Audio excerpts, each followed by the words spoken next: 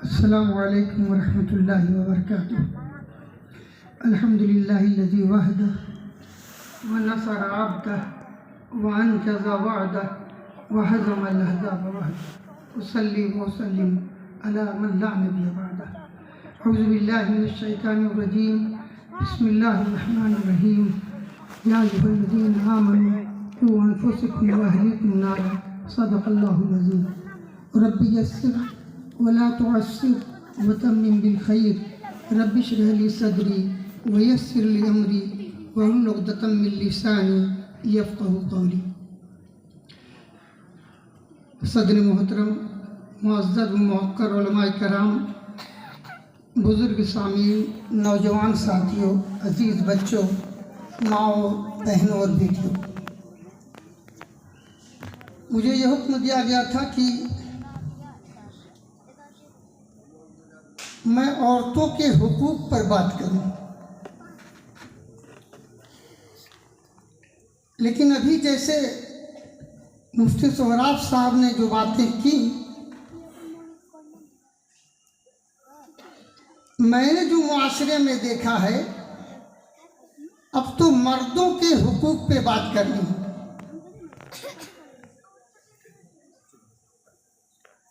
हमारे मुआशरे में दोनों तरफ गंदगियां बराबर हो रही हैं। अगर एक तरफ तलाक दिया जा रहा है तो दूसरी तरफ तलाक जबरदस्ती लिया भी जा रहा है। हो रहा कि नहीं हो रहा भाई? बोलिए। पहले जब माएं बच्चियों को विदा करती थी, घर से भेजती थी, तो उनसे कहा जाता था कि बेटा, ये डोली लफ्ज इस्तेमाल किया जाता था, अब तो डोली नहीं है, ये डोली तुम्हारी उस घर में जा रही है, अब तुम्हारी वहां से मैयत वापस आएगी। पुराने लोग बताएं, ये कहा जाता कि नहीं कहा जाता था? बोलिए। यहाँ पर आपने बताया अर्थी लफ्ज इस्तेमाल किया जाता है। हमारे यहाँ ये लफ्ज गैर मुस्लिम इस्तेमाल करते हैं, मुसलमानों में इस्तेमाल नहीं होता, लिहाजा मैंने जो है मैयत की बात की। आज जब शादियां होती हैं तो अगर सबसे ज्यादा अगर तलाक हो रहा है, तो जैसा कि मुफ्ती साहब ने वाई की बात की, आज उस घर में तलाक की असल वजह लड़की की माँ, उसकी बहनें हैं, जो टेलीफोन पर उसको रोज तरीका बताती है लड़ने का, घर को खराब करने का, अच्छाई की तरफ नहीं ले आती। आप बताइए हो रहा कि नहीं हो रहा? बोलिए, हो रहा कि नहीं हो रहा?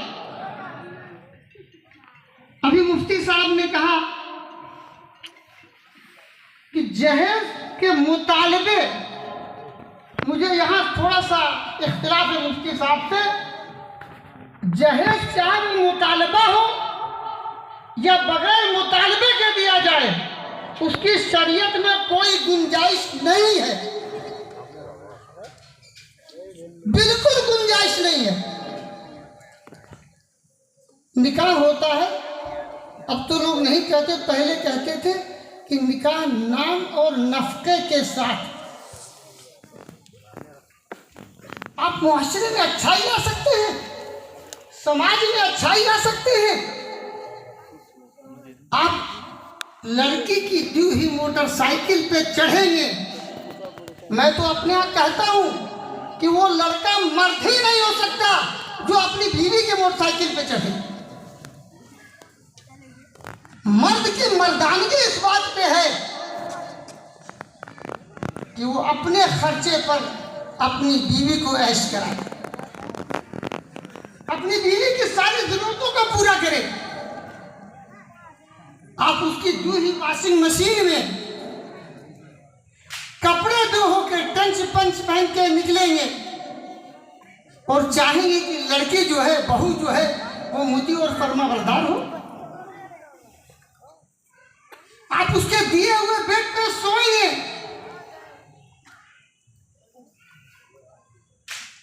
और आप चाहेंगे कि बहू हमारी बड़ी मोती और फरमाबरदार हो सकता है भाई? बोलिए। नहीं, आवाज नहीं आ रही।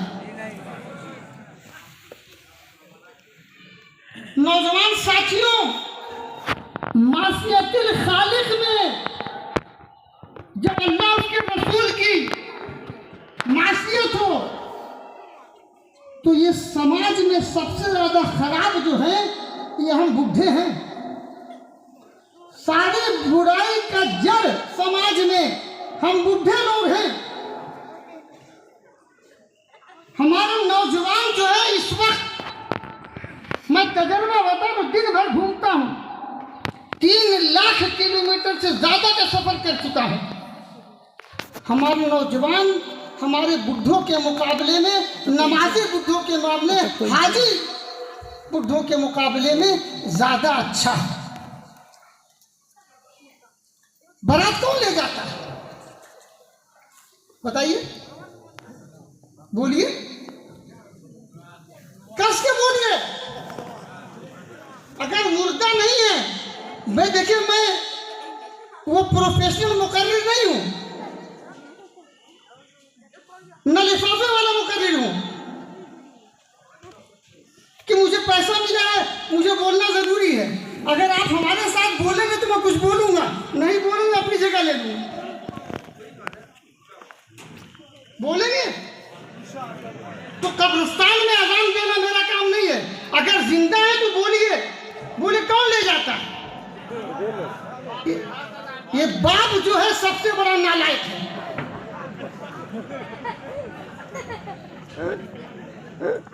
ये माँ सबसे बड़ी नालायक है।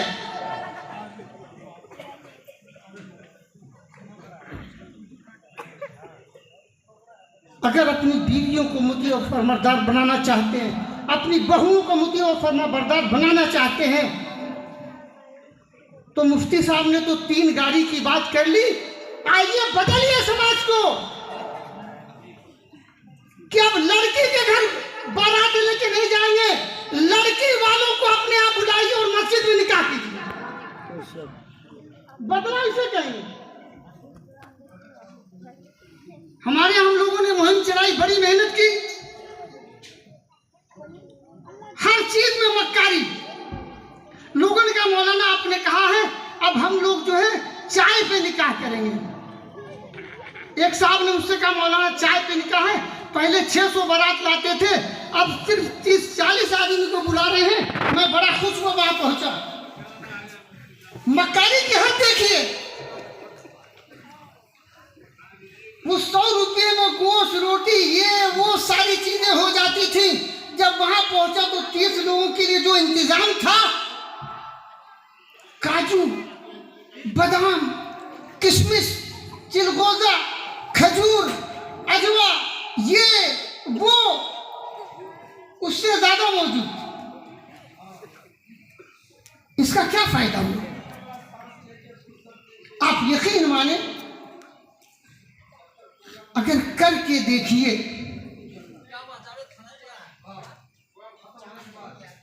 मैंने अपने 2 बच्चों की शादी की।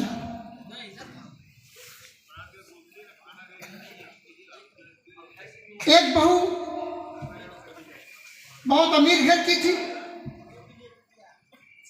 एक बहू खा पी लेते, मिडिल क्लास भी नहीं कह सकते, उस घर की थी। शादी तय हो गई। लड़की के वालिद का एक बहू के इंतकाल हो गया शादी से 15 दिन पहले।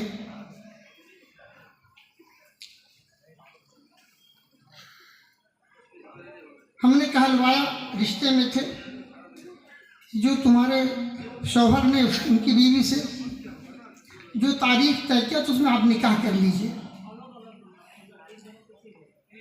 हमें बारात लेने जानी थी। हमने दोनों, एक तो शहरी में थे, उनको अपनी मस्जिद में बुला लिया, और दूसरी बहू जो अमीर थी उसके घर में मुफ्ती साहब को भेज के इजाज़त ले आए।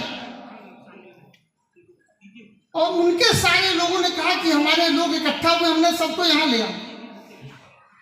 और हमारी मस्जिद में लड़की वाले समझ लिए बारात लेके आए।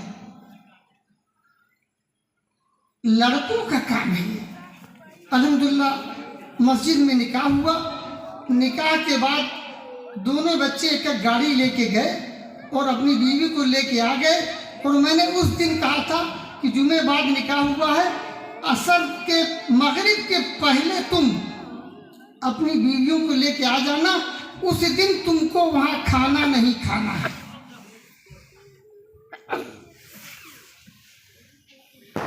अल्हम्दुलिल्लाह दोनों बहुएं आ गई। हमारे बेड पे उस दिन हमने अपने घर में मौलाना 3 बेड मैंने खरीदा, 2 बहुओं को लिए और एक अपनी बीवी के लिए। मैंने कहा जब बहुएं भी नए बेड पे सोएंगी तो मेरी बीवी भी नए बेड पे सोएगी। एक रंग का दिया, एक तरह की अलमारी। अब 3 हो गई बहुएं घर में, 2 बहुएं हमारी, एक हमारे वालिद की बहू। आप यकीन माने, एक दिन मैं गुजर रहा था, घर में बहुत कम जाता हूं।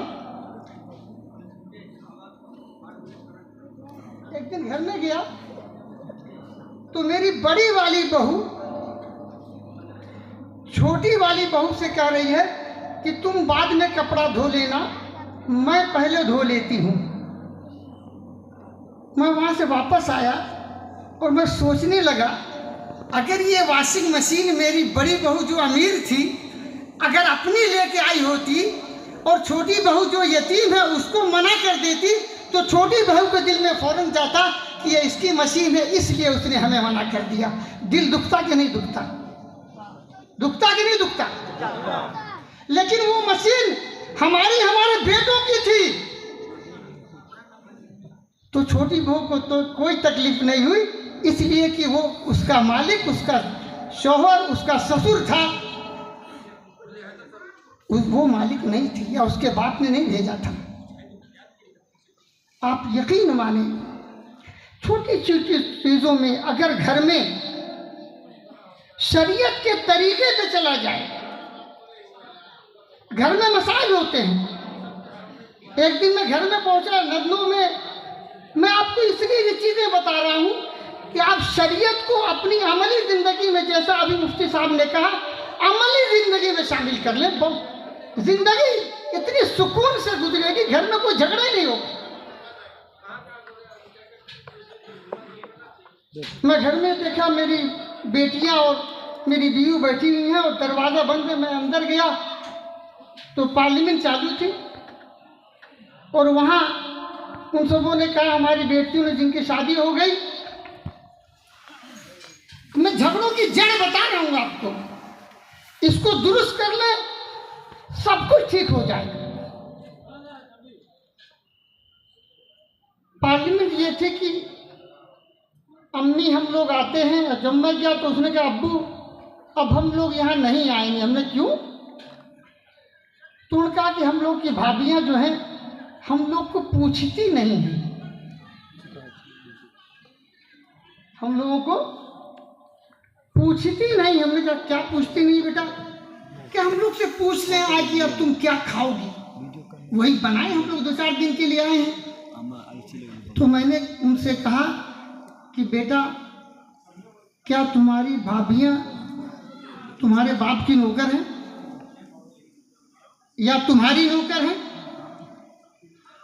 तुम अगर ये कहती कि अब्बू हम लोग आए हैं 4 दिन के लिए, हमारी हैसियत के मुताबिक तुम कहते हैं हम चांद और तारा खाएंगे, अगर अल्लाह मुझे हैसियत देता तो मैं ला के देता तुमको और तुम उसको पकाओ और खाओ। उसमें अगर तुम्हारी भाभियां कहें कि ये नहीं पकेगा, तुम 1 मिनट भी अपने घर में उन बहुओं को रहने नहीं दूंगा, इसलिए कि तुम अपने बाप का खा रही हो, तुम अपनी भाभियों को नहीं खा रही हो। लेकिन तुम अगर ये चाहती हो कि तुम्हारी भाभियां नौकरानी की तरह तुम्हें खिलाएं और पकाएं, तो ये तुम्हारी सोच सही नहीं है। उन सबों ने एक नई तरकीब लगाई, हमारे यहाँ मेहमान बहुत आते हैं, घर में झगड़ा कैसे होता है? तो उन्होंने कहा अब्बू हम लोग जब थे आप दिन भर चाय मंगवाते थे, सैकड़ों लोग दिन भर में हमारे आते हैं मिलने,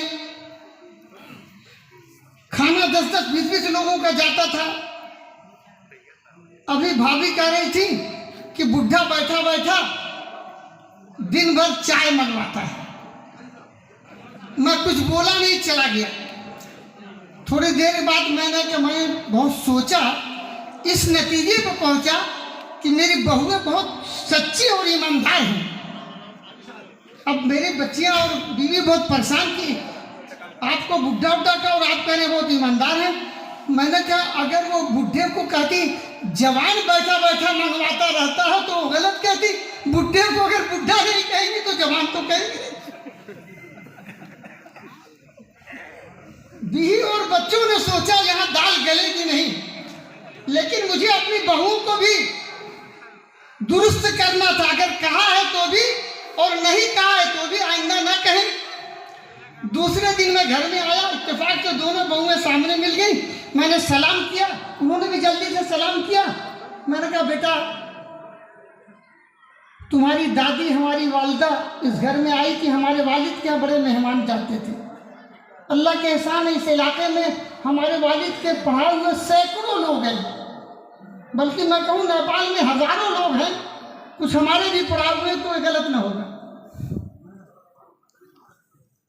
तो वालदा बहुत से लोग हसन, ये जब अभी हसन जमील साहब जो बात कह रहे थे, मेरी वालदा इनको घर में बुला के अपने हाथ से खाना खिलाती थी बच्चों की तरह। तो मैंने बहुओं से कहा, मैंने कहा बेटा तुम्हारी दादी इस घर में आई तो वालिद साहब के बड़े मेहमान आते तो उन्होंने उसको निभा लिया। ये तुम्हारी सास है मेरी बीवी, उनके बाद उन्होंने इसको निभा लिया। अब तुम लोग नए जमाने की हो बेटा, हो सकता है तुम लोग कहती हो कि बुढ़ा बाहर बैठा बैठा हर वक्त फुटानी करता है, हर वक्त चाय मंगवाता है, खाना मंगवाता है। तो बेटा अगर कभी तुम लोगों को तकलीफ हो तो उसको बता देना, अल्लाह ने मुझे इस लायक बनाया है कि मैं एक नौकर रख लूँगा इस काम के लिए। आप यकीन माने हमारी इस हिकमत अमली ने, हमारी बहू ने जो जवाब दिया, अल्लाह उन्हें जज़ाए खैर दे। उन्होंने कहा अब्बू कैसी बात कर रहे हैं, ये हम सब लोगों के लिए सआदत की बात है कि हम आपकी कोई खिदमत कर सके, और मेहमान अल्लाह की रहमत होते हैं, उनसे हम क्यों परेशान होंगे। आप बताएं अगर हम इस तरह से अपने घर में अपने घरों का इलाज करें क्या मसाइल पैदा होंगे? बोलिए। मैंने हकीकी वाकई अपनी जिंदगी के इसलिए बताया कि थोड़ा सा अल्लाह ने इल्म दिया तो मैंने उसको अपने पे अमल किया।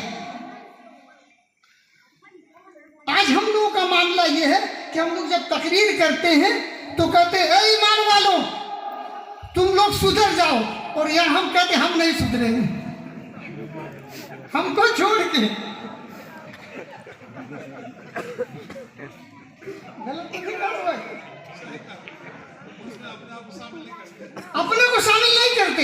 ऐ ईमान वालों तुम सुधर जाओ, हम नहीं सुधरेंगे। यह आसान नहीं है, यहां सब लोग तय करें। मैं अपने मदरसे में जब पढ़ाता था, अब मौका नहीं मिलता तो बच्चियों को पढ़ाता था। अब बच्चियां बड़ी तो थी, लेकिन उनसे तो कह नहीं सकता कि तुम्हारी शादी होगी तो ऐसा होगा। तो मैंने बच्चियों को एक तरकीब निकाली, उदू इला सबील रब्बिक बिल हिकमति वल मौइज़तिल हसना, कि अच्छे कामों की तरफ हिकमत के साथ। हिकमत असल लफ्ज़ है। तो मैंने कहा अच्छा बेटा तुम लोग बताओ, बच्चियों से खासतौर से ये बात, बहुओं से ये बात मैं कह रहा हूं, वो सुने और इस पे अमल करें, घर जन्नत हो जाएगा, सारे झगड़े खत्म हो जाएंगे। कि वो ये बताओ तुम्हारी भाभी से तुम्हारी अम्मा से झगड़ा होता है कि नहीं? तो एक लड़की ने भी नहीं कहा नहीं, कहा मौलाना होता है। तो मैंने कहा तुम्हारी भाभी बेवकूफ है। कहने मौलाना कैसे? तो मैंने कहा देखो, जो तुम्हारी वालिदा थी उन्होंने अपने बेटे के लिए चाँद सी बहू तलाश किया। वो काली हो, गोरी हो, सफेद हो, नाटी हो, लंबी हो, हर सास, हर माँ अपने बेटे के लिए अपने जानते में चाँद सी बहू तलाश करती है कि नहीं भाई? बड़ी मोहब्बत से वो खोज के तलाश करके लाती है। तो जो औरत अपने लिए एक अच्छी बहू तलाश करके आएगी, वो उस बहू की दुश्मन कैसे हो सकती है? हो सकती है? नहीं हो सकती। फितरत को हम समझते नहीं हैं। अब जब लड़का अभी तक क्या था, शादी के पहले घर में आता था तो कहता था अम्मा खाना दे दीजिए, अम्मी खाना दे दीजिए। मम्मी कहता मम्मी खाना दे दीजिए, यही कहता है ना। अपनी बहन से कह देता खाना लाओ। अब जब शादी हो जाती है तो घर में आता है तो अपनी बीवी से कहता है फला खाना लाओ। अब यहां से मसला पैदा होता है। माँ जो घर की मालकिन थी, अब उसको ये डर सताने लगता है, फितरी तौर पे, नेचुरल है ये, अब मेरा मलिकाना खत्म हो जाएगा। गलत क्या है भाई? ये फितरी डर पैदा होता है कि अब मेरा बेटा बहू से खाना मांग रहा है, अब मेरी हैसियत इस घर में कम हो रही है।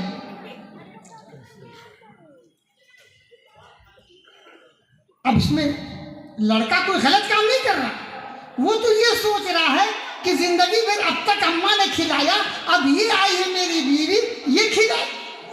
लड़के के जहन में कोई फतूर नहीं था, कोई गलत चीज नहीं थी, लेकिन माँ को ऐसा लगा। अब कुछ उसमें पहले आता था कमीज उतारे, अम्मा रख दीजिए, अब वो कहता है बीवी से रख दीजिए।